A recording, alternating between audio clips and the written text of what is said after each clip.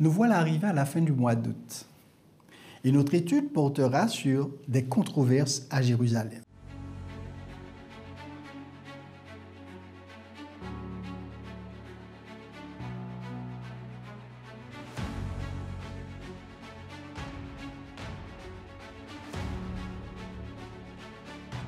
Et lorsque vous êtes debout, faisant votre prière, si vous avez quelque chose contre quelqu'un, pardonnez, afin que votre Père qui est dans les cieux vous pardonne aussi vos offenses. Marc 11, verset 25.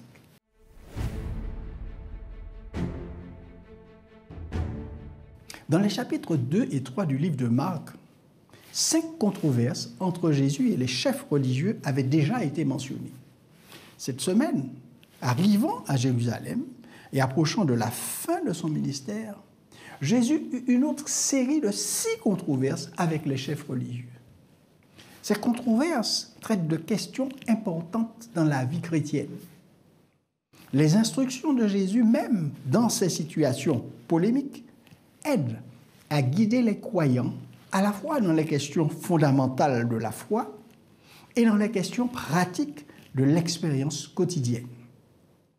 Les chefs religieux viennent non pour aider à l'éclaircissement de points difficiles, mais pour confondre et vaincre Jésus, lui reprochant ses gestes et déclarations, notamment la mise en déroute des vendeurs dans le temple qui était détourné de sa signification et de sa symbolique en rapport avec le ministère de Jésus. Du point de vue de Jésus, le but originel pour lequel le temple était établi était devenu obsolète. En plein milieu de ces controverses, une parenthèse sur la prière de la foi et le pardon sont introduites par Jésus suite au miracle du figuier maudit qui séchera le lendemain jusqu'aux racines. Jésus, interpellé par Pierre quant à l'état du figuier, invite ses disciples à avoir pleine confiance en Dieu. Jésus prit la parole et leur dit « Ayez foi en Dieu ». Au travers de cette déclaration, Jésus veut recentrer l'attention des disciples sur ce qui est essentiel et important pour le salut. En effet, l'attention portée au service du temple dans toutes ses parties était un symbole se rapportant au Christ. À l'origine, il était plein de vitalité et de beauté spirituelle. Mais les Juifs perdirent la vie spirituelle, tout en retenant leurs cérémonies comme des choses mortes. Ils plaçaient leur confiance dans les sacrifices et les ordonnances plutôt que de s'appuyer sur celui que ces choses annonçaient. Si bien que les pharisiens demandèrent à Jésus de leur dire de qui il tenait l'autorité pour remettre en cause ce que les chefs responsables religieux avaient décidé et avaient mis en place au fil du temps. L'attention du peuple avait été concentrée sur les cérémonies et non sur leur signification et les symboles représentés dont la réalisation était en train de se faire sous leurs yeux. Mécontents et refusant de se remettre en cause, les chefs du peuple chercheront par tous les moyens à confondre Jésus afin de pouvoir l'accuser, le faire condamner, et pour ce faire, ils provoqueront les différentes controverses rapportées dans les chapitres 11 et 12 de l'évangile de Marc.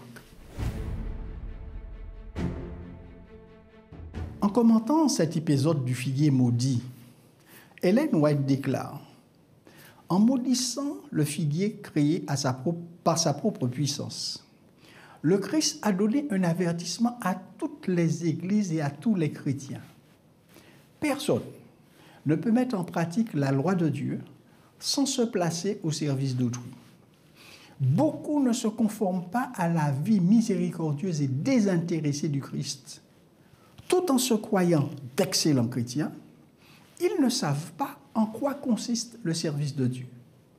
Ils recherchent leur propre plaisir et n'agissent qu'en vue du moi. Le temps n'a de valeur à leurs yeux que s'ils l'emploient à amasser dans leur intérêt. C'est là leur préoccupation constante. Ils ne sont pas au service d'autrui, mais d'eux-mêmes.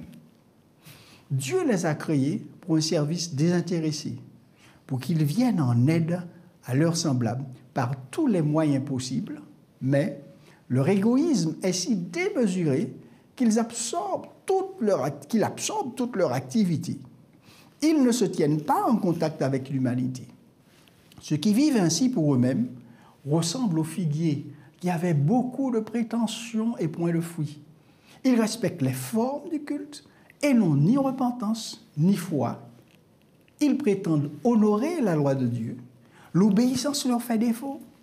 Ils disent, mais ne font pas. Par la sentence prononcée contre le figuier, le Christ a montré combien de vaines prétentions sont odieuses à ses yeux. Le pécheur avéré, d'après lui, est moins coupable que celui qui, tout en faisant profession de servir Dieu, ne porte aucun fruit à sa gloire. Fin de citation d'Ellen White dans le livre Jésus-Christ à la page 579.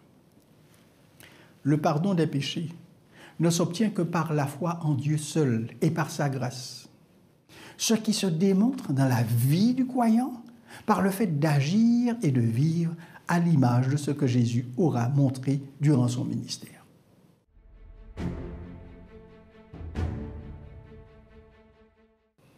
Examinons le service que nous rendons à Dieu afin de savoir s'il est désintéressé et s'il nous conduit à venir en aide à nos semblables par tous les moyens possibles dont nous disposons.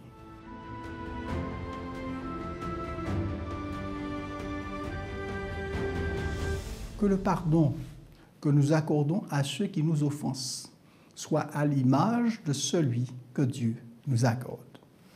À retenir.